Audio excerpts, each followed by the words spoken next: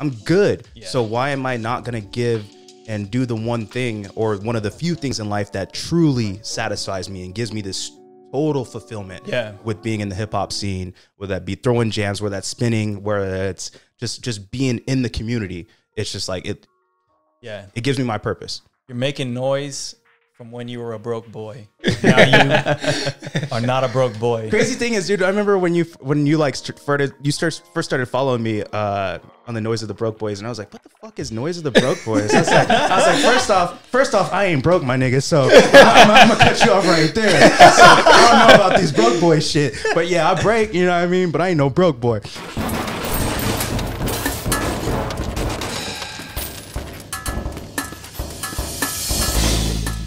Hello, everybody, and welcome to the diarrhea dumpster disaster that is this show. This is, of course, Noise of the Broke Boys podcast. And before we get started, I have an amazing announcement. My boy Livic of Hit Squad is going to be the official co-host of this show moving forward. He is the freshest Hispanic in tracksuit. He is heavy in technique. And he is obviously having intercourse tremendously. That is Hit Squad, HIT. So I'm happy to have him here. Today's guest is also a great get. He is the owner of Just Fresh Productions and one half of the Jabroni Bros podcast. My boy, Bboy Phatso, aka Just Fresh. What's up, my dude? What's up, my brother? Kurt the Hurt. It's been a long time, man. It's great to see you. Yeah, no, I've known you forever. I think you're one of the first people I ever battled. Yeah. And Washington Center. At Washington Center when I was probably, I don't know, Funk Monks versus Vibe Tribe? I know that it was the biggest crew battle of the century. Yeah, that was like the summertime online beef that turned into us becoming crew members. Yeah, exactly. And I don't even remember why we had beef. I think it was just simply Sacramento rivalry shit on some like, yo, these guys are like the new hungry crew, but they're not like as good as like Flex or like UGF, so let's battle them. Yeah, I mean, obviously, because we were freaking like, 14 or 15 years old. I mean, I was like 17 then, I think. These high school kids. I mean, it was the high school battle of the century. That's what it was. Yeah, dude. At least it went down. Sacramento. Yeah, so that was dope. I mean, and so I've known you since then, and obviously we've been in crews together. You've been throwing jams in the past. You've done a lot of stuff in your life in terms of inside the hip hop realm. So I wanted to bring you on to talk about a lot of these things. So let's just start with kind of like when you first got into breaking. Okay. Yeah. Dude. So it's kind of funny. Like I have a very similar story to you actually. So as you guys all know, huge wrestling fan. Yeah. I grew up always watching it. I wasn't like that kid that wanted to be a wrestler. I was just like, yo, this shit is awesome. I want to have big muscles, and I want to be able to talk a lot of shit like The Rock. Hell yeah. But basically, I got into breaking in 8th grade. I was a huge fan of the group Too Cool, Scotty Too Hottie, Rikishi, Grandmaster Sexay. And not gonna lie, we had like a group of friends, and like we would do that routine at school. So I was like, fuck it. Like if anything, I'm gonna be the guy that does the worm. Yeah, because it's like it's the flyest shit, right? That was Vince. So yeah, dude. Me and Vince have very similar paths. It's kind of crazy. But I went home, practiced for an hour. I learned the worm hella quick, and it was better than like anybody else in my school. And that was like my very first break-in move. And I was like, yo, I can do it. So after that, I just like kind of dedicated myself to it. And I went to my first jam in 2001. It was at Sac State in the Redwood Room. And connected with a whole bunch of people there. And from there, saw some people that just kind of like changed the course of my breaking forever. And I was hooked. Who are the people that changed your course? I would say biggest influences at that time, DSD1. Oh, yeah. Sky was fucking killing it. Him and Fury, they were either in the semis or top 8 or something. And I want to say they battled Abe and Spidey from San Jose. And this is just when Abe came back from Florida. This is post Who Can Roast the Most. Out for Fame, Midwest East Coast finals. So he's already he's coming back to Sacramento and bringing something completely new to breaking, or at least something new to our scene with the foundation and like the real raw ground zero style Florida battle attitude. Yeah, Abe definitely brought back some interesting things that I don't think the scene on this side has we did ever not seen have before that. Everybody was just kind of on some like, yo, Excellent. let's do power, you know, let's blow it up. But like he brought something with you know, he would do like battle rocks, and he would be like smoking fools with just burns, and just his footwork and his flavor. I was like, yo, this is really dope. And around that time, I already had purchased like Freestyle Session 5, Out for Fame West Coast. So to see people like that, and I met Abe, and I was like, yo, you're the guy that's on the VHS tape that I'm watching. You know, they were Out for Fame West Coast. It was the first Flexible Flav jam. So it was, I believe it was Marcus, Abe, J-Rock, Poison, and I'm forgetting the last person. But just was to it be Roland? like, Roland might have been on the squad. I think Roland because he was in, because Flexible Flav originally started as a West Coast supergroup. It was literally just something to they were to enter a big jams and they needed representation. So to see that, and then to see the person that was in the video, I was like, yo, fucking with this. Yeah. That's tight. But sorry, I kind of went long-winded. Sky was one of the huge ones.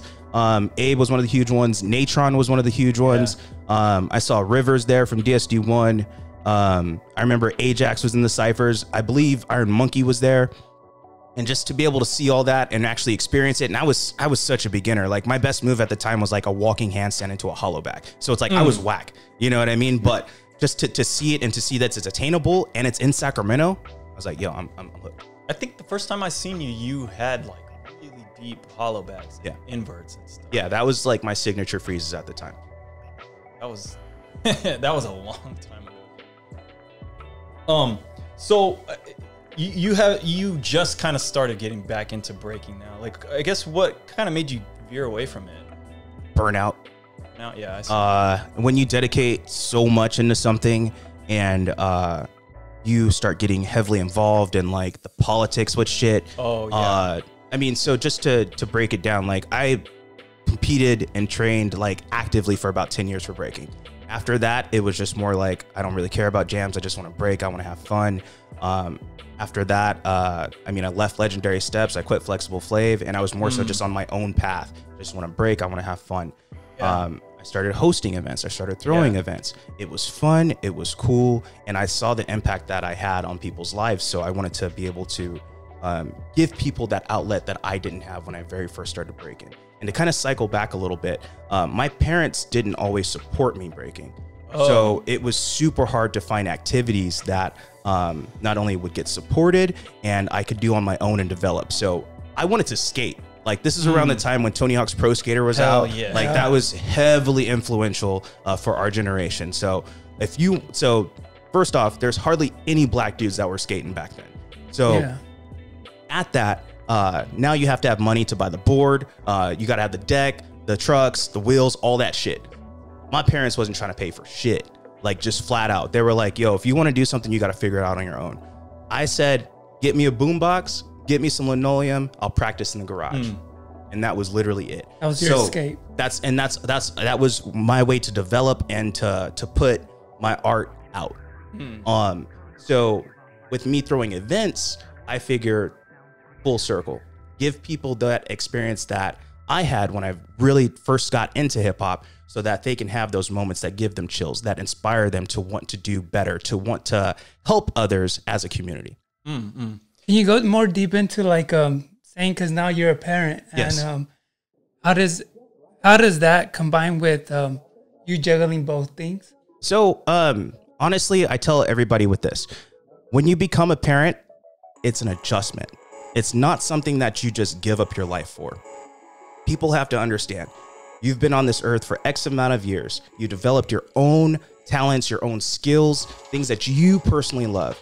You have to be able to continue to do those things and not allow your children necessarily to hinder that. But at the same time, you got to understand, it's like, hey, this person 100% depends on you. So moving forward, you have to be able to dedicate time to them, but still find your own personal happiness. So it's really just a balancing act.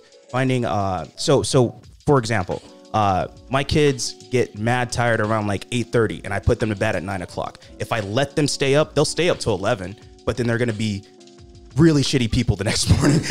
They're not going to listen to me. They're going to be hella cranky. They're not going to be ready for school. Like, it's just not going to work. So you keep them on that routine. Cool. Put my kids down. I lay down with them about 8:30. They go to sleep around 9. Bam, they're asleep. Now I can get dressed. I can go work out. I can go hit the gym. I can go break, you know, but it's really just, you have to sacrifice a little bit more when you become a parent, but you have to find what works for you. So I know you were telling me that, you know, your son and then your stepson, they're both like kind of interested in breaking. Yeah. Do you see the same like spark in their eye that you had when you were, you know, younger and first saw breaking? Yes and no, because I believe we live in a generation of instant gratification. So like I can show them the same clips that I watched when I first started breaking, and they're not going to be as hype. So for me, I can show a clip, or I can watch a clip of like Radiotron 97 with some dude Flare Windmill Flare 90, and I'm like, yo, that's the illest shit ever. Yeah. Or I can show them like something on Red Bull BC1, and they're just like, oh, cool, dad. You know? But to me, I'm like, I remember like literally watching Radiotron, I was like, I'm going to learn Flare 90 one day. Yeah, exactly. I'm going to learn this shit no matter what. Yeah. I told myself I'll never quit until I got it. What is it about that? Because I get the same feeling like when I see old footage, and it just brings me, maybe it's nostalgia, but it brings me back to that time when I first saw it, like when I was younger, and I was like, this is so hype. And then when I watch footage now, I'm kind of like, whatever. I think it just comes in perspective. When we were kids, like for example, I love Power Rangers. I loved friggin' Ninja Turtles and stuff like that. I'm 34 years old. If I watch those same movies now, they're ass. Just straight up. They are. They're terrible. Because you understand it. Yeah. You understand it. And there's only so much that you can really like, okay, I'm a wrestling fan. I can suspend my disbelief. Yeah. But come on, you do a flying kick and somebody flies like a cool 200 feet and then they splat into ooze. Like, come on, man. Like I get But at the time, you thought that was cool. But to me, I was like, holy shit, they're ninjas? You know what I mean? Like, that's it. Like, There's a frog transformer or whatever. Ninja swords? I was like, I'm with this shit. Zord, yeah. Dude, I saw that movie on my I want to say it was like my 10th birthday, and it was the hypest crap ever. And then I watched it now, and I'm like, what was I thinking? It's terrible. It's terrible. It's a legit terrible movie. But the Ninja Turtle movies, those were kind of good. Oh yeah, no, Ninja Turtles 2, make no mistake, that shit is fire. Yeah. To this day. Yeah. It's fire. Yo, shout out to Kino. Ernie Reyes Jr. Yeah, Ernie Reyes Jr. Yeah, man. West Coast legend. Hell yeah. Oh, dude, that brings me back for real. So can you talk a little bit about like some of your favorite moments in like your hip hop life? Okay. You know? So I'm a huge music guy. So one thing about me, not to sound like I'm like the best event manager or event organizer, but I find inspiration for jams, for battles, from so many different other things. Okay. I never just look at a jam and be like, okay, I'm going to copy that. I like what they did. I'm going to do this. So I go to concerts all the fucking time. Okay. And I look at it like this. You have to see your favorite artists now. There's never a time when you can see them 5-10 years from now because you don't know if they're going to die. My biggest take was I wanted to see Prince. Oh, I always wanted to see Prince. Yeah. And I remember he had a show that he announced in the Bay Area, and it sold out like within like 10 minutes or so. And then he died. Yeah. And then I was like, fuck, So I never got to see Prince. So ever since then, I've been on this like bucket list kick with entertainment, with seeing certain people. I've seen Jay-Z, I've seen Kendrick Lamar in Oakland. I've seen J. Cole, you know, like I've seen all of my favorite artists in person, Travis Scott, like, and you see the energy, you see the production value that they have. And so I'm sorry, I'm super long-winded with this question. I saw Jay-Z in Fresno back in like 2008, and the visuals that he had at the show, I was on the floor, but I was like all the way in the back. But just to see it, I was like, this is one of the coolest shits that I've ever seen in my life. Okay, so that's one of my favorite hip hop memories. Another one was traveling, bro. So like early in our breaking career, when we started hitting events, like we went to Ashes in Portland with your dad driving us, bro. Like me, you, Rodney, Swells, Les, your brother. I don't think Victor Chai came. was there, I think. Yeah, I said Swells. Okay. Because he was on the legendary Steps team and Rodney was on the second flex team. Something. And Rodney was still in LSC back then. I remember like, what the fuck's going on? You're supposed to be battling with us. And then it was like Flex, and they had Mighty Max back then and Speedy. So they had, and they had the King of the Hill battle. And I believe that was the year Lilu was out. And it was just, that was a huge moment for me, hip hop memory early in my career. Well, that was a legendary event. That was a dope event. It was. Yeah. Shout out and to shit, Moon we Patrol. battled Massive Monkeys at that jam.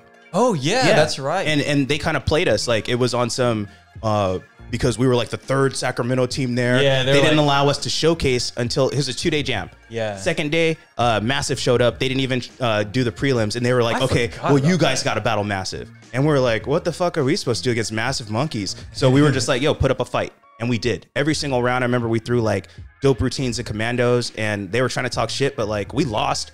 But we were like 18. And to be able to go against people like that, legendary B-Boy crew, Yeah, I was like, yo, we're doing something. I mean, they were legends in the game already at that point, and we were like, and they would talk big shit. It was kind of weird. I was like, what's up with this? Like, why are you guys like?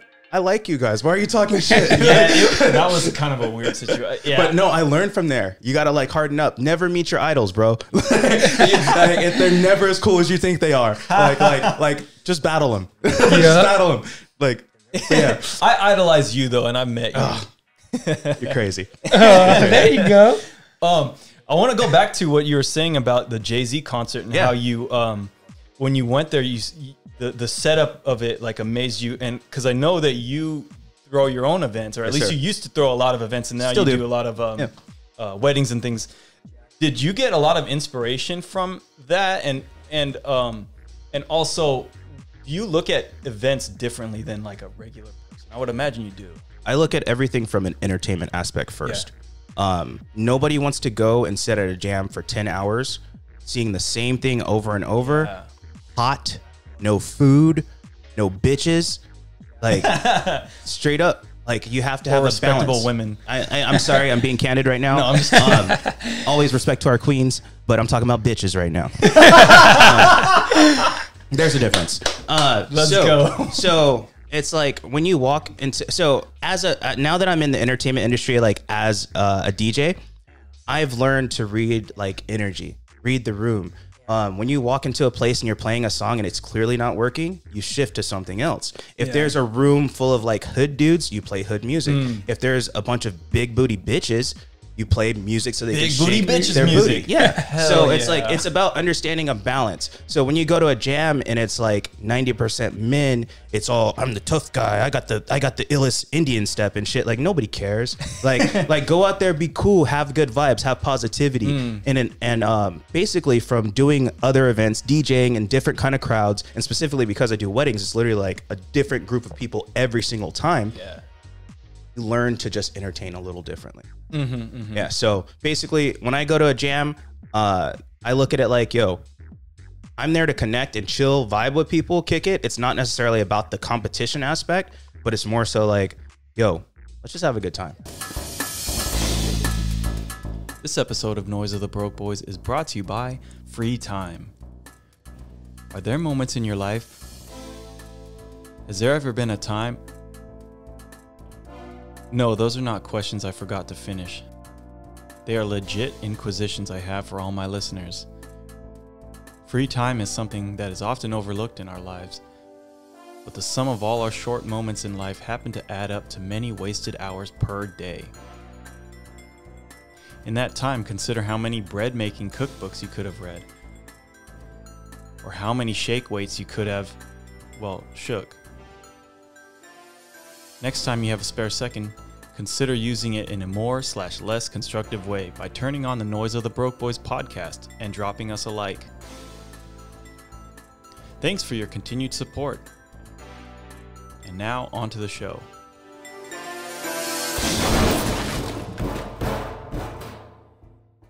On an artistic aspect, you know, when you go to see someone, you see how they do like different shows and do you do that like in your events? I always try and make something at my event stand out different from anybody else's. It can be something small like having an award ceremony. Sacktown Underground 4, we reached out to Gerald's family through Charles. In peace to Gerald. One time for Gerald. Yo, just straight up, he was one of the earliest inspirations, not only for Sacramento, but like he inspired my style so much. And and at that same jam that I was talking to you guys about in 2001, I was too scared to come and talk to him because it was one of those like, he's a larger. He's exactly. He's a larger than. And he's a very humble dude, man. When you meet him, I didn't know him like that. So to me, it was like I acknowledged and observed from a distance. Yeah. So when he passed, I was like, yo, we cannot let Gerald's legacy die. Yeah. Like this is a Sacramento king.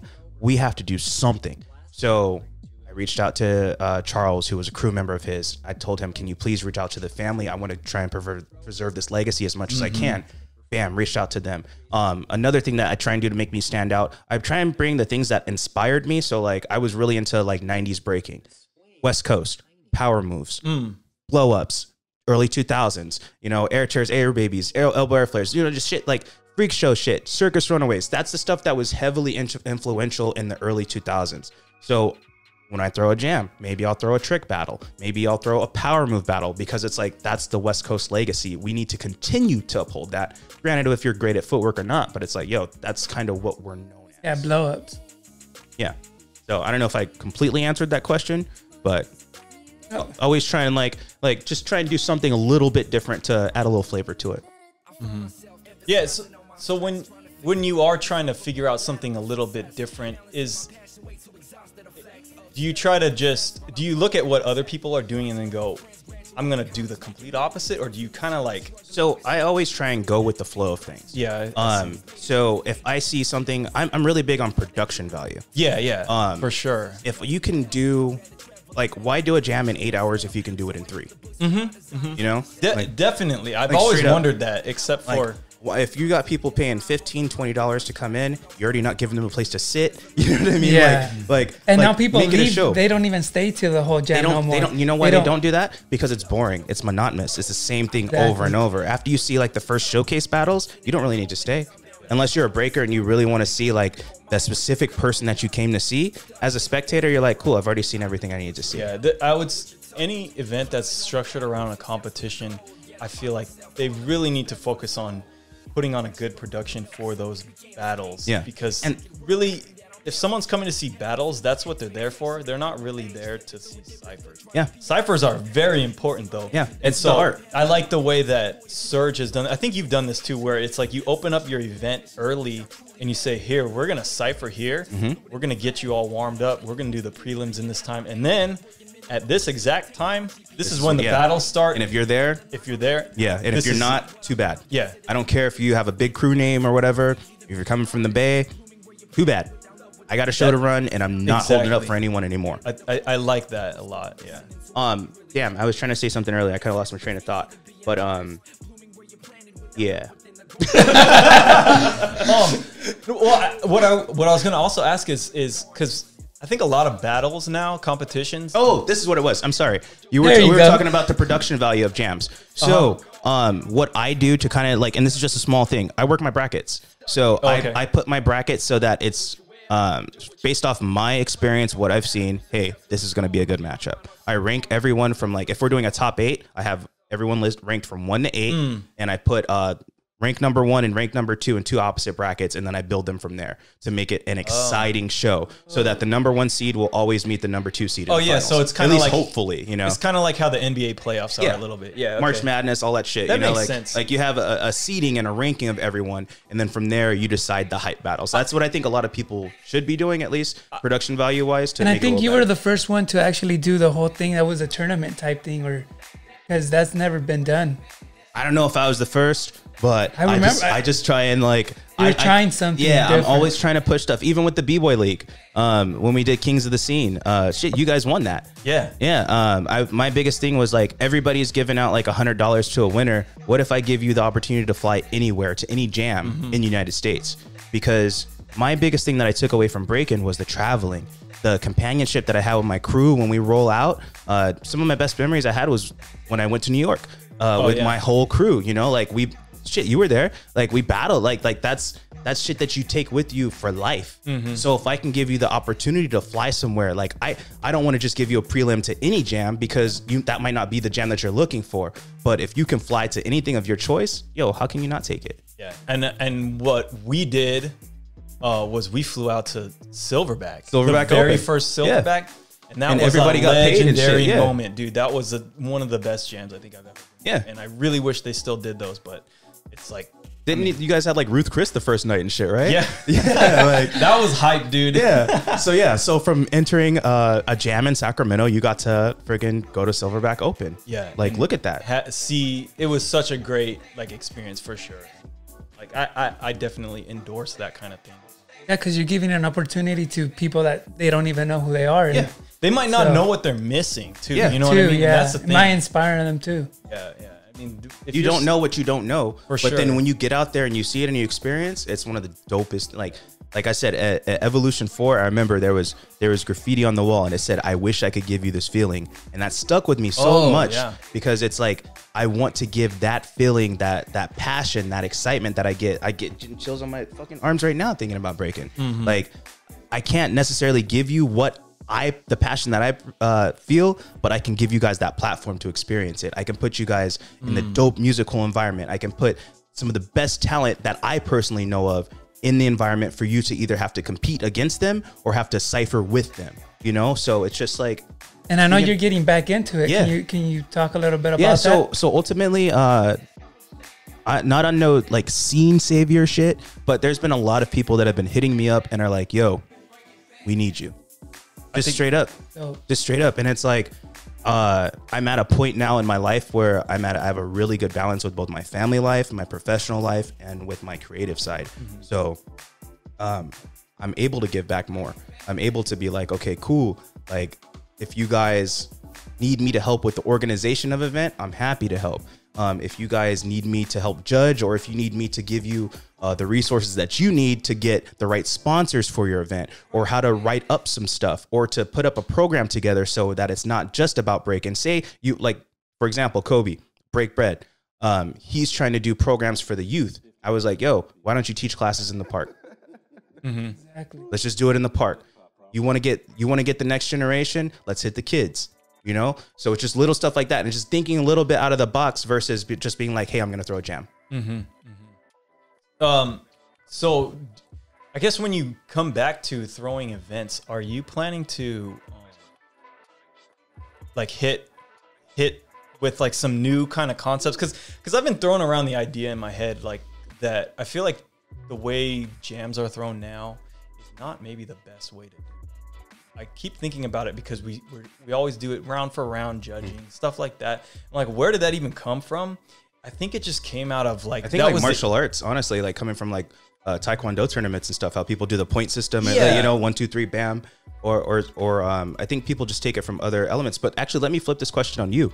What would you like to see differently at jams these days? Yeah, I want something outside of the norm because I'm just so used to 3 judge, point at who you think wins. And it's in like a tournament style. And, you know, the battles are really short, sometimes just 1 round each. Yeah. And to me, that I look at it going like, what does that actually prove to me in this battle? It proves that this guy did a better round than that guy. And these 3 judges decided that that was a better round. Yeah. Based off their opinion. Based on their opinion. Yeah. And when I think about that, that doesn't mean a whole lot to me if I was in that situation, whether I won or lost. And so I'm trying to think of a way that you could conduct a battle, a competition, where you leave out more of that stuff in a way that, you know, it's more rounds. Like you're showcasing more of your skill to more people, and I guess it's not just up to the hands of just a few judges. Yeah.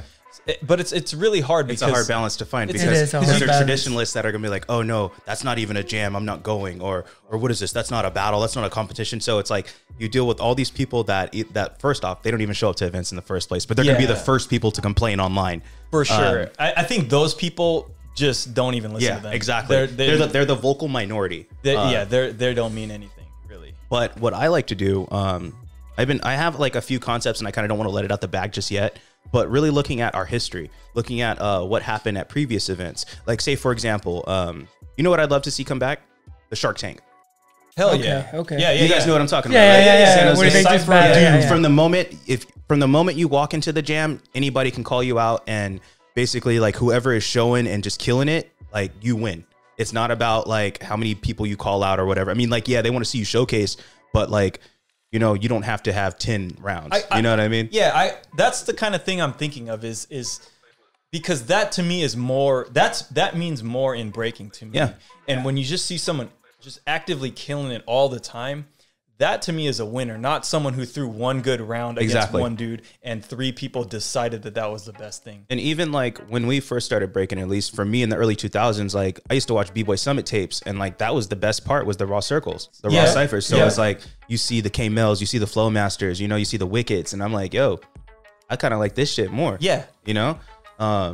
So for me, ultimately, I want to bring the party jam. I want to bring the party vibe back to jams. Yeah. As someone that's an entertainer myself, like I party every weekend. Like I want to, what I told people is I didn't leave the scene. I went out to level up and bring something back to help everybody else. That makes a lot of sense. You know, because it's like I literally leveled up. I'm now, I'm not just some guy that just plays music. Like I literally entertain people. So for the people that even came to Bush's show just a couple of weeks ago, I'm sorry, I might be dating myself depending on, you know, whenever this podcast gets released, but like I spun the exhibition, I spun his concert, and like there was a cool 15 minutes of me just playing music that people want to party and have a good time to. There's liquor, there's energy, you know, like just people need to stop coming to jams just to compete. Yeah, exactly. Come to the jam to vibe. Come to the jam because it's a fucking Saturday. You've been working all week. Your kids are on your nerves, and you just need to express yourself. Like that, I want to be that person for people. And you know what's missing too? I think it's the crew battles, man. Because I think that's what got me into it, having my people around and pushing me. And I think that's missing a lot. I'm not a solo person. I'm a crew person. Exactly. I've won maybe 3 to 5 battles in my whole life, and they were all crew battles with you. You know what I mean? Yep. So it's like that. Trust me, Sacktown Underground, I've always pushed that as the crew battle. And you used to see battles and ciphers against crews. It wasn't just one-on-one. Exactly. Yeah. So the ciphers were even different back then. Yeah, I wonder if there's a way to like combine all these ideas. Well, people kind of did it with the Cypher King thing, but then that became too formulaic. Yeah. You know? Like now I know if I go there to call people out, I'm gonna win $50. Like, nah, bro, just come to the jam and vibe. Yeah, I hate the idea of just creating a whole bunch of piranhas in a room, because that's not fun. Because when you're trying to dance and then everybody's just rushing after you too, it's like, you need cipher etiquette. There's another 18-year-old that's trying to battle me. Like, dude, I'm over this. Like, I just want to like dance. I don't need to dance to this song because I don't like this song, but I like this song, so I'm gonna dance to it. You know what I mean? I want to bring that energy into it and have that be the competition in a way, but I don't know how to do that. It's like really weird. A lot of it comes down to the music too. I do think so. Yeah. I think a lot of the people, so because like breaking events or hip hop events in general are so grassroots that a lot of people don't get DJs that know how to really just like rock a crowd. They might be just like bedroom DJs that might be great at scratching or something. But when it comes to actually, you know, you got 250 people right in front of you. Like, what are you going to do? Can you go deep more into that? Like, what's your aspect when you see the crowd? What makes you? So it's really, and I keep on saying this, but it comes down to the energy. If I see someone while I'm spinning behind the decks and they give me like a, and trust me, you get it. Yeah. Like people can be the rudest people if they don't like some songs, but then they also want you to be like a jukebox at time. So it's really finding that fine line of being like, okay, from my experience, I know I can play this song and it's going to get majority of the people dancing. I might need to get 2 to 3 songs to get to that big crescendo, but I'm going to build up to that. Oh, okay. A lot of times what I've noticed with people that like maybe DJ jams, they need to play in the club some more. They need to play private events. They need to play birthday parties so that you're not just playing shit at 120 BPMs, crazy fast, and a fucking DJ flag thing that you just ripped off of YouTube. You know? Yeah, that actually, you summarize the music, kind of like it's the music. An issue that I've always had is like right now. What do you think about the music? Like, I mean, I love breaks, but I get tired of it. You know, I come from a hip hop background, so like naturally, when I think of jam, I think of hip hop. 100% of the times I throw a jam, you will always see more, or you'll always hear more underground hip hop played. Yes, I play breaks, but I always play hip hop because this is a form of hip hop. But I've also always loved the party aspect. So if you give me 20 minutes to jump and spin the ciphers, I'm gonna play some shit that's gonna make people dance. It might not be the Mexican, you know what I mean? It might not be don't sweat the technique, but it's gonna be some shit that you're just like, oh, I can dance to this and my girl can dance to it. And if you're a real b-boy, you can really dance to anything. I like that a lot. Actually. You know, Exactly. like, cause I mean, shit. Remember, like back in the day, even you used to say all the time, you want to hear like some Motown Philly, you want to hear some Bell Good DeVoe, you know, some feel good vibe music, and there's plenty of that to be played. But we're gonna just play these same 50 songs we hear at every single jam. It's boring. Because I look back at how breaking really started, and that's what it started from. Is just a DJ controlling a room well, and when he sees a cipher pop off, it's like, let's start transitioning to this hype shit. And then you hit them with the hype shit, and then the cipher pops off. Agree. But you're not starting the cipher off like everyone 100 miles an hour right now. Boom, boom. It doesn't work. That's not going to happen. When I do a wedding and like we transition people, so say like the toast just finished and I'm going to open up the dance floor.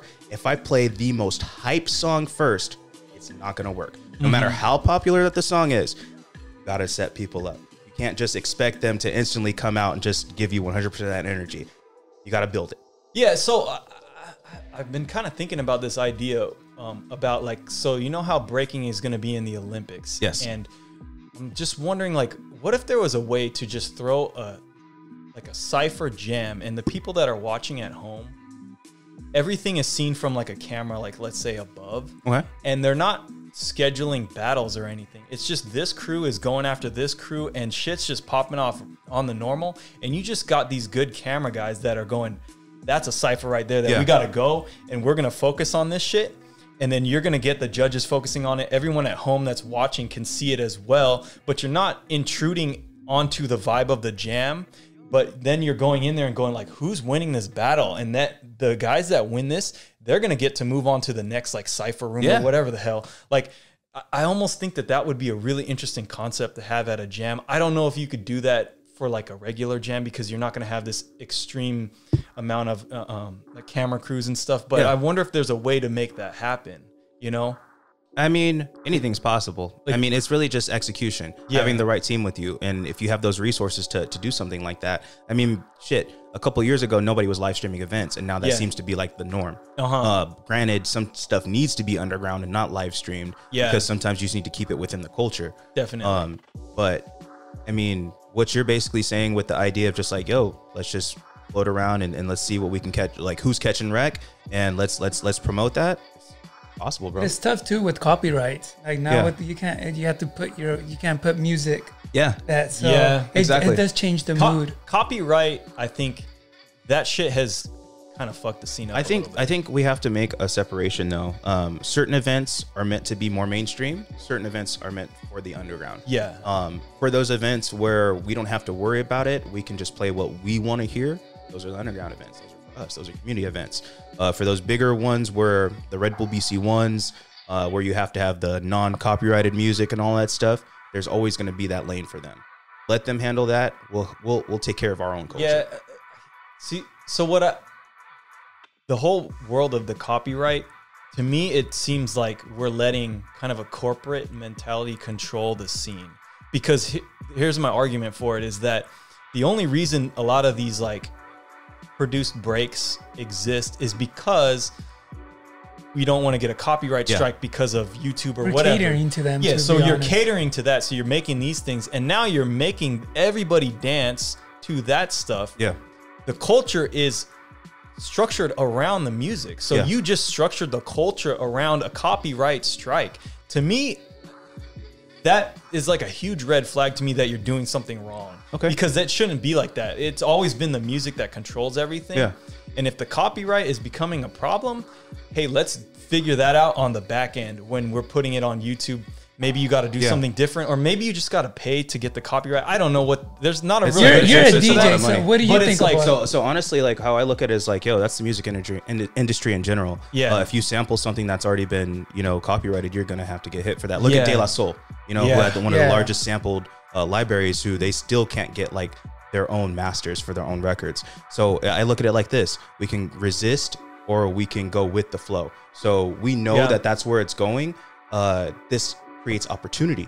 because now all the people that are music production DJs, they can now really find their niche within that and really grow. See, me personally, I don't know how to produce music, so I can't say like, oh, you guys need to just make better breaks and then people will all break to it. That's not fair. But it allows people to be like, so say for example, someone who's local here.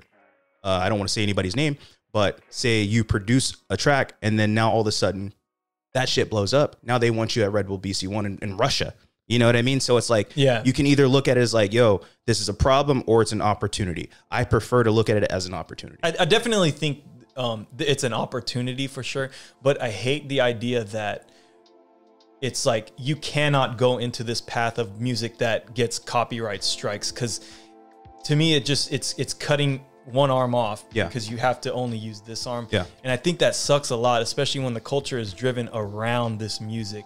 I definitely love the idea of people producing music specifically for breaking. But man, it just sucks that there's such good music out there that already exists that it's like a no-go now. I mean, that's underground events. Underground, I mean, it's a good argument for doing underground events, and I hate the fact that but if you really want to show it to the public of what this art is about, I want them to see that. Exactly. I want them to see that. That's what got us into it. Yeah. So it's tough. Well, I mean, I look at it like this. There's also people that really got into breaking from like You Got Served, from Step Up. You know, that's not necessarily like the real source of it, but it's enough to be like, okay, I seen something I really like. Let me find out more.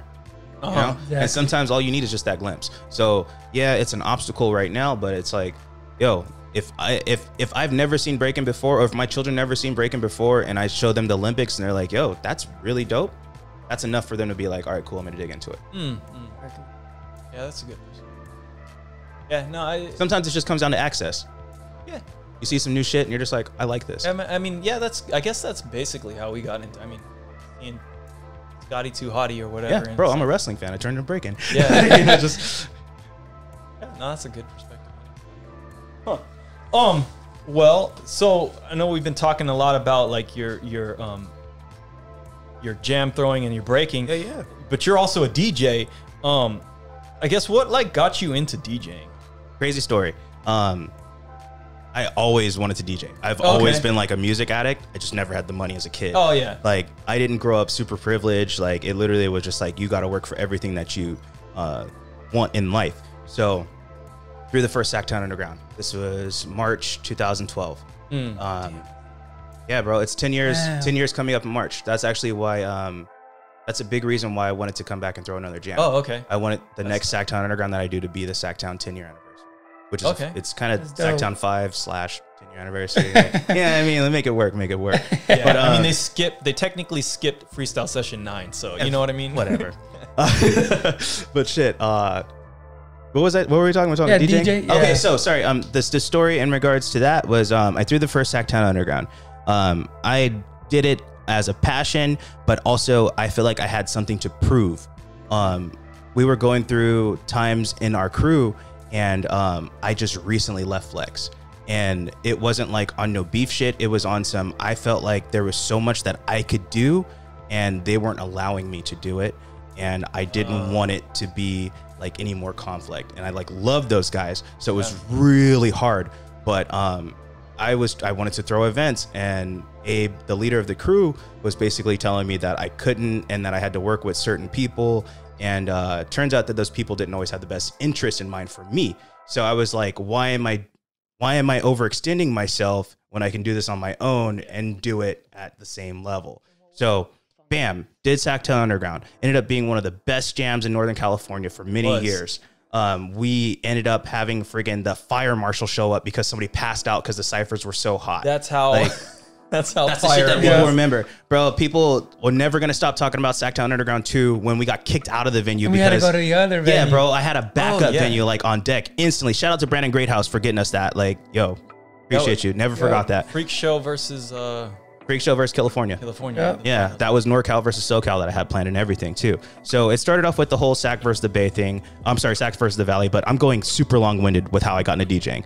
Threw a dope jam, made some money. Finally had enough money, and it was crazy because I thought that I just broke even, and I was like, cool, like, yo, I did enough. Like, I'm hella happy. This is like the best moment in the world. Threw a dope jam. People showed up. Can you talk more about that? Like saying, like saying, you know, because it's a lot of pressure throwing events. Oh my gosh, yes. Everybody knew you, like, oh, he's gonna throw an event. Everybody was waiting every year for your event. It becomes it's like a gift and a curse, because I love the respect that I get. I'm super huge on respect. I'm super big on energy. If I feel people disrespectful towards me, I'll never fuck with you. I'm very hot and cold with stuff like that. Either we come down the line later on and we can either make amends, or it's just like, yo, you're always going to be that dude that's just, you're in that, I'm an elite B-boy, so I'm not going to pay respect to you because you're not as talented as I am. You know, that type of shit. I don't fuck with people like that, just straight up.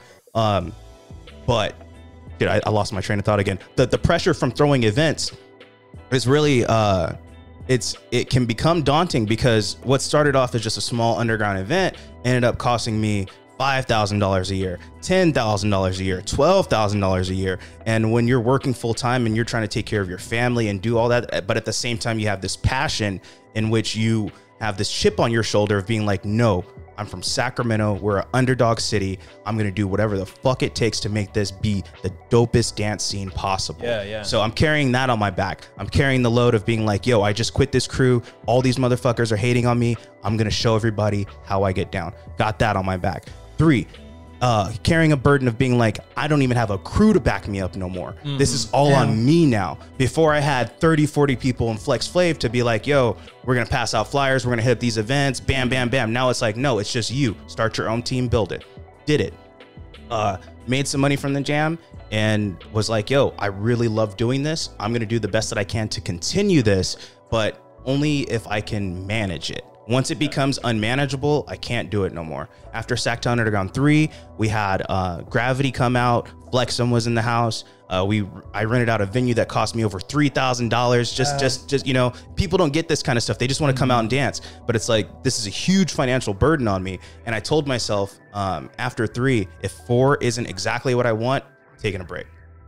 4 was dope, but there were so many things that happened at the event where I was just like, yo, I need some me time. Yeah. Like I'm overextending myself. I had Cross coming out. I had Mighty 4 through their jam on the same day as my shit. Oh yeah. And Polsky like was super cool about it leading up to it. And then he tried to like sun me later on some like, I don't know who you think you are type of shit. And like, yo, I had Machine and Bionic Man were originally booked for the jam, 2 Rock Force members. So then you got one dude from Rock Force basically saying like, yo, don't support. And I'm like, what the fuck? You're trying to sabotage my jam so you can have your event. And, you know, shout out to Polsky because you were one of my early inspirations as well as Cross One, but that shit was shady, bro. And I don't care because I'm a grown ass man and I still throw dope events. So if anybody wants to come at me, what's up? He's getting money and bitches. So but really it's just like, yo, just building the legacy. Yeah. That's what's up, man. And so, I know going back, so when you first started seeing success in those jams, that's when you were able to say, hey, maybe I got some money to get some turntables and get into DJing. Is that kind of what it was? The crazy thing, man. You were my tutor at that time. Yeah. Kurt was my math tutor for algebra. I was trying to go back to school for radiology, and I had to pass a fucking intermediate algebra class, and I hated it. So Kurt was my friggin' tutor. And I remember we were like, we showed up at a Starbucks and we were about to like do our session, and I pulled out my backpack and I had $3,000 in that bitch. And I was like, what is this? And it turns out that one of my staff members at the event, when we were doing drops, she put the money in my backpack. So I had no idea. So I was like, cool, I actually made money from this. I'm going to save this and put it towards the next event. Yeah. And it's just literally just flipping. I got $3,000 now. That means I can put something towards this and that. I was like, cool, let me treat myself. Spent $1,500 on a turntable set. And I was like, if I'm going to spend this money on this, I'm going to have to learn this. I learned on Techniques, Technic 1200s. I learned through Serato. I learned through vinyl. Like I made sure I learned the actual foundation before I went on to, you know, playing out, doing events, and eventually using like new technology like DJ controllers and stuff. But really just founding my foundation first. And man, my passion for music is just the same as my passion for breaking. Yeah, that's dope. And throwing money down to, like, I guess, force you to really move forward. It's all or nothing. Yeah, that's how I made this podcast, actually. I was like, I got this idea. Maybe I'll make it work. I can maybe do it really cheap. I was like, fuck that. Let's just buy the dope shit. Do it. Yeah. Make it good. Now I'm financially invested. I got to get good at this shit. So it's just like how I said, that's why I stepped away from Breakin for a while. Yeah. You're graduated from college. You have a career now. Yeah. You're able to, you have the resources that we didn't have when we were 18. Yeah, 19. there was no There's way I can make a podcast difference. back in the day. There's a big difference. So now it's like, yo, like I got a fiance, like I got a beautiful home in pocket. Like, yo, I'm doing all right. You know, like my kids are happy. Like I'm fresh. Like I look good. Like I'm good. Yeah. So why am I not going to give and do the one thing or one of the few things in life that truly satisfies me and gives me this total fulfillment with being in the hip hop scene, whether that be throwing jams, whether that's spinning, whether it's just being in the community. It's just like it gives me my purpose. You're making noise from when you were a broke boy. Now you are not a broke boy. Crazy thing is, dude, I remember when you like first started following me on the Noise of the Broke Boys, and I was like, what the fuck is Noise of the Broke Boys? I was like, first off, I ain't broke, my nigga, so I'm gonna cut you off right there. So I don't know about these broke boy shit, but yeah, I break, you know what I mean? But I ain't no broke boy. But no, and then I eventually saw it. I was like, oh, this is a podcast. This is Kurt. I was like, whoa, a crew member has his own podcast. I was like, all right, cool, I'm fucking with it. Yeah. So yeah, I started following it, and I was like, yo, he's interviewing everybody that I know. Like, what's up? When you gonna have me on the pod, bro? Like, that shit. I mean, dude, you've been on my list to come, so I'm glad you came, and I'm glad that this is the shit that you're into. Hell yeah. But yeah, no, I mean, broke boy, it's not the money in your pocket. It's more of a mentality. Okay. You know what I mean? Why don't you expound upon that? It's like, because when I was younger, I had no money, but I was like, dude, I have hella drive to do this stuff. And, you know, I don't have the resources, but let me figure out how to get the resources. And it's like, I've spent a long time in my life doing that. And to me, that's like the most important thing to have. Like, if you don't have anything in your pocket, you have drive still. So use that drive to get yourself leverage to get whatever you need. And that's what I'm saying about being a broke boy is like,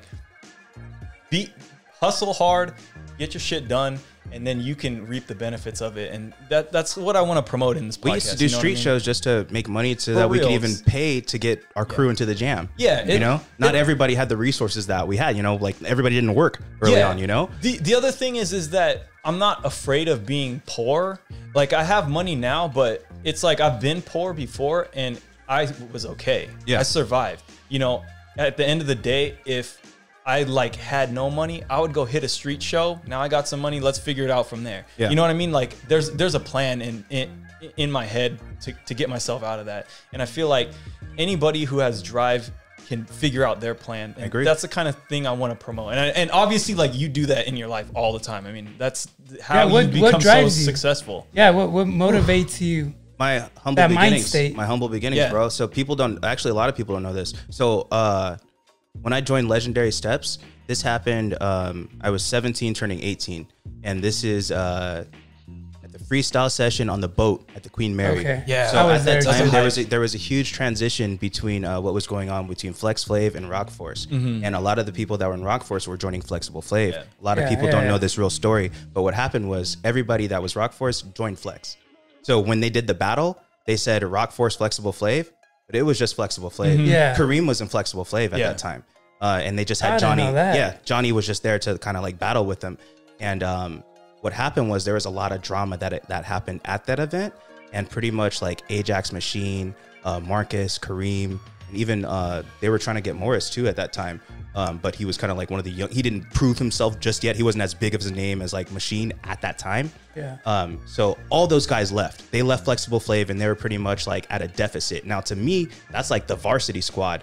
And I'm there. I'm the guy in the background holding bags. I'm humble as fuck. Like I didn't give a damn. So went to that jam.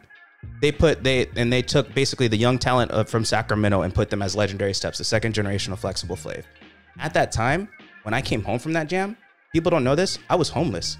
I lived in a homeless shelter. Yeah. So like I'm putting all my passion into breaking, but at the same time, I don't have nowhere to live.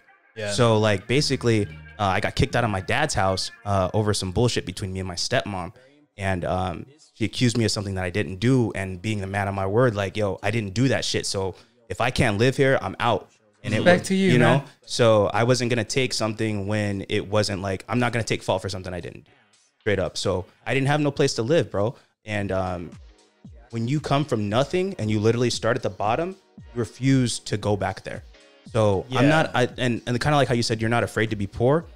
I'm not afraid to be within poverty, but I'll never be in a fucking homeless shelter again. That's all my life. Like, and I was out of my control. I was fortunate enough that my mother was able to find a place for us to even like have a spot. So it was like me, my mom, and my younger brother all staying in one room. Yeah. And it was like, yo, all you can do is hustle from there. Yeah, definitely. You know, when you're at the bottom, all you can do is work up. Yeah. No, I mean, that's a great mentality to have. Yeah, bro. That's the idea of noise of the broke boys. Yeah. Let's make some noise for the people that hustle, you know? Yeah. Well, it's American dream, right? I mean, like, it's the American dream. You know, do you got any July 4th? Do you got any goals like right now that you have in mind? I want to go full time as an entertainer. Yeah. Right now, I've been at my same job for 15 years. I've been there since I was 19 years old. A lot of people can't even say they've been at a job for 5 years, but shit, I've been there for 15 now.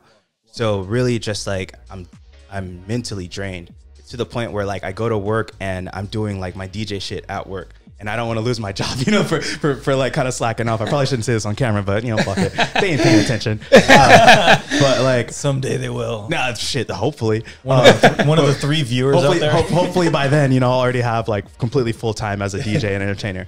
But like, I find so much fulfillment from performing and being in live audiences. And COVID like kind of took that away. So now that we're back open, you know, I'm able to perform and be able to express myself and come home and like just feel a sense of accomplishment. Yeah. When I go to work every day, when you're just sitting at a desk doing something you don't really love, like you dread it. Like, and it's like kind of just like lingering over you day by day until you make that change.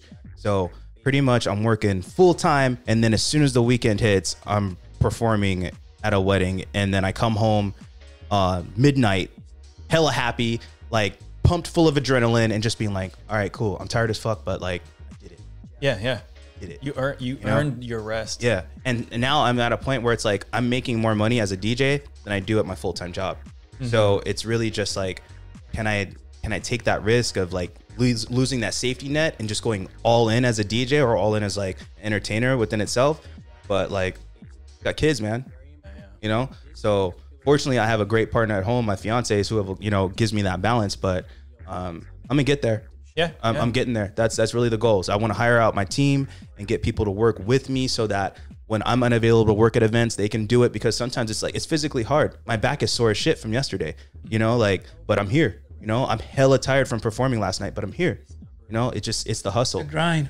Yeah, it's a journey. And I think as long as you keep your destination in mind, you're going to figure out how to get there.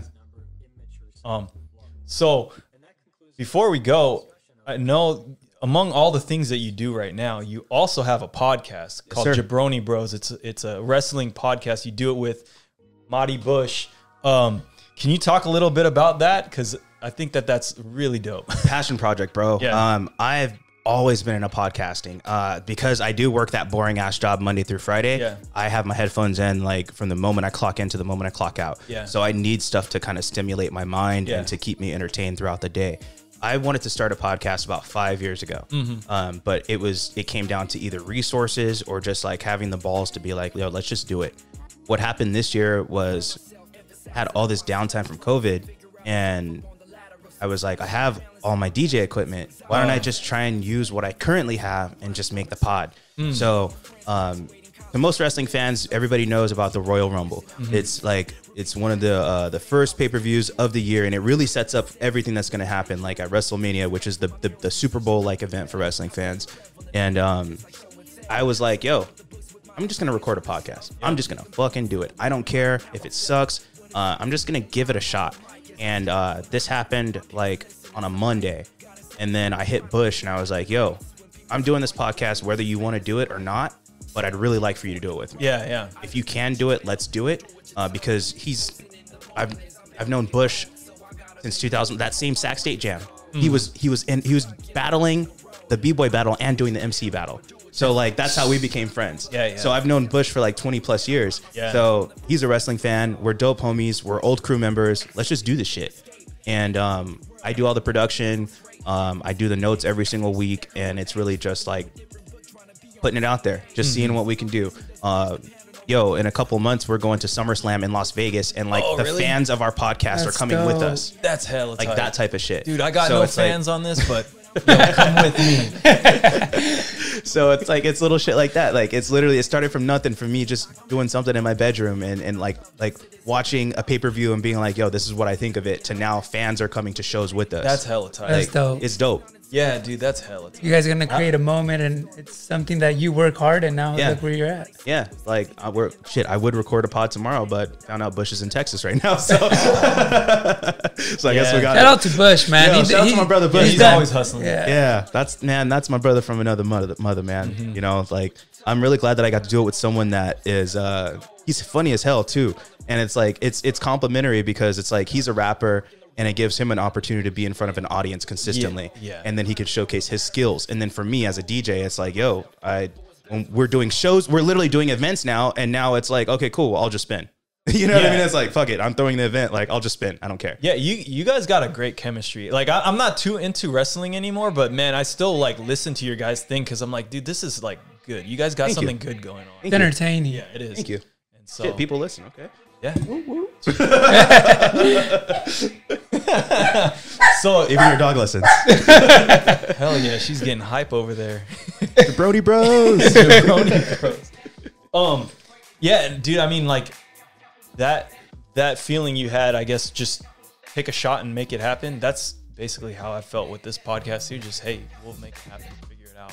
I originally wanted to do it with a lot of people, and nobody was like down. So I was like, I'll just do it myself. And it's funny you say that, because like everybody has something to say after the podcast is out. I remember I put out my first episode, and my homie was like, yo, where's the intro song? And I was like, how the fuck are you doing a podcast? Like, where's your shit? Like, you didn't even like and subscribe to this shit. You're like, you didn't leave me a comment. Like, yo, you're my homie from high school, and like, and you got the nerve to critique me? Go smoke some weed, motherfucker. Like, you ain't doing nothing.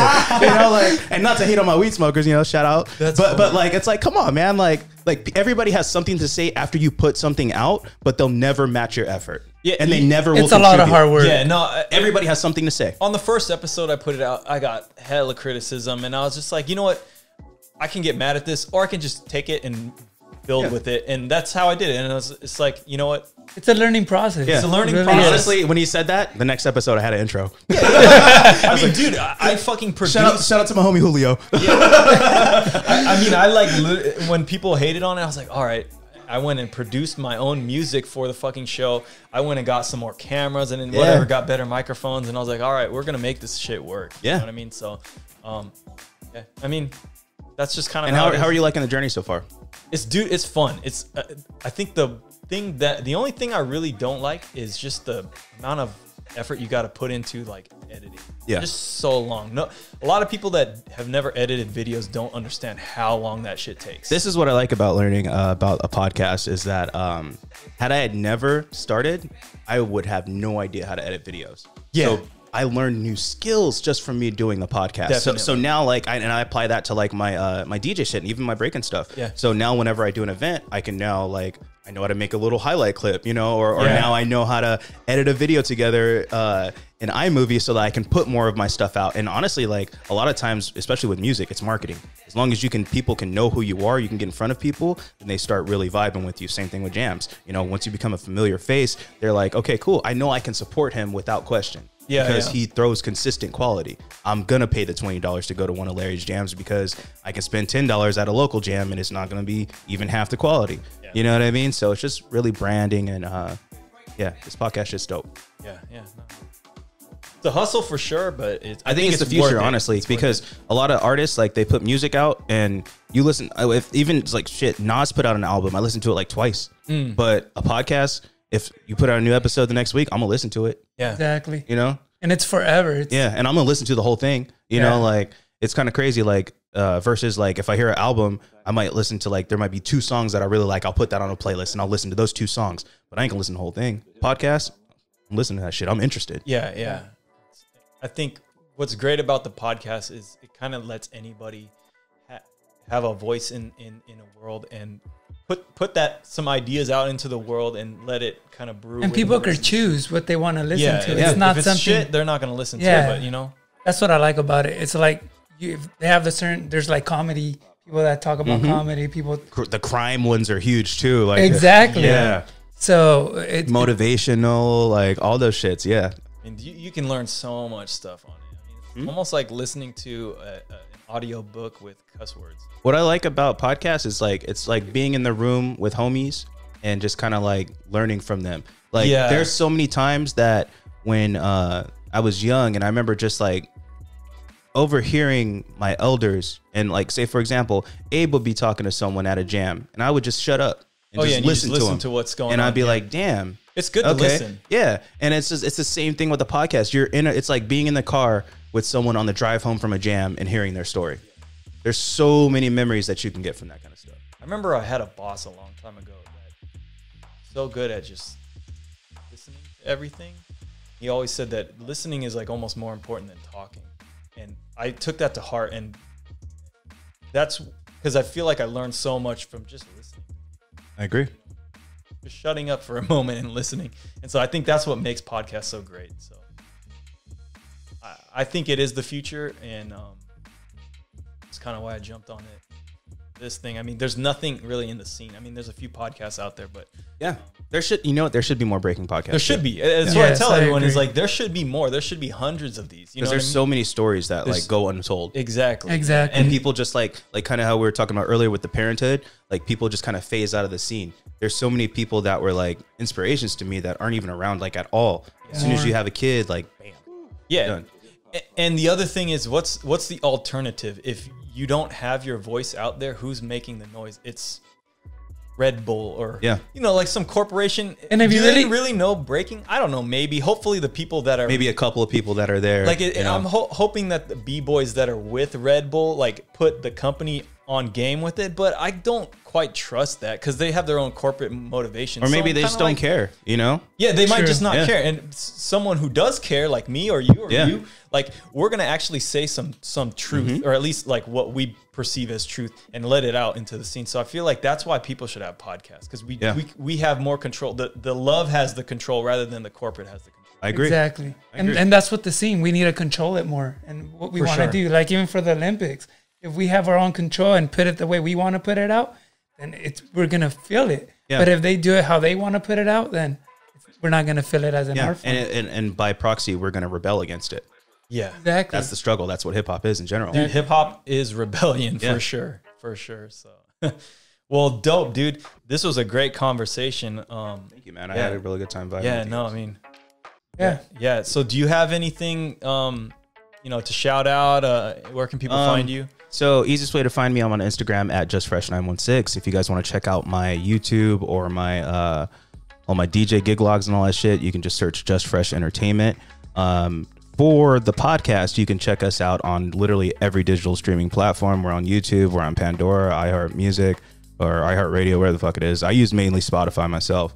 Search Jabroni Bros Pod. And in case you've never listened, fuck Hulk Hogan. He's a racist piece of shit. So shout out Ultimate Warrior. But we don't fuck with Hogan around here unless it's NWO Hogan. And guess who won? Guess who won this one? Yeah, that's right. Honestly, I really appreciate you even having me on the podcast. Yeah. My biggest thing that I want to push forward is legacy. Legacy. I know I never was the dopest B-boy on the floor, but nah, man, you were ill. The impact that I gave people at jams, I really appreciate the feedback they've given. But I ultimately just want to leave a dope legacy in the scene, not just for myself, but for my children who are now getting into breaking. And I want to see the people that not only were my contemporaries, but those before me and after me leave their legacy. I believe that's such a huge thing. Legacy. What will people remember you by? I don't want people to remember me as the guy that got his jam shut down. I want people to remember me as the guy that gave them some of their best battle experiences, the guy that gave them an opportunity to meet some of their favorite dancers, for them to see the art in person. So yeah, man, I guess that mainly my closing thing is, let's keep building Sacramento, not just Sacramento, Northern California, the B-boy scene in general, the hip hop scene, the culture. It's only going to stay alive if we keep it alive. Dope, man. All right, you guys. Well, thanks for listening. Thanks for watching. Sorry this show sucks, you jabronis. Woo! We out. Peace.